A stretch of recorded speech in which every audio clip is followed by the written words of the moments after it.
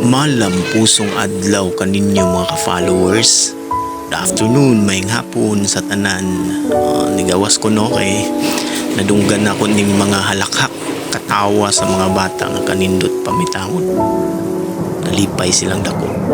Ang tinuod nga kalipay dili makita sa kwarta, mahal nga butang.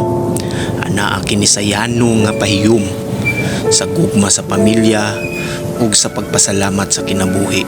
Si Robert, bisan adunay kakulian sa pagunahuna, nakakaton nga malipay sa ginagmay nga butang, sa dula, sa katawa, ug sa gugma sa iyang pamilya.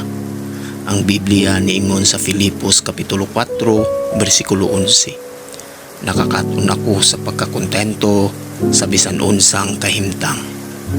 Ang tinuod nga kalipay na sa usa ka mga pasalamaton nga kasing-kasing, padayon ug pag-ampo ang Ginoo magauban.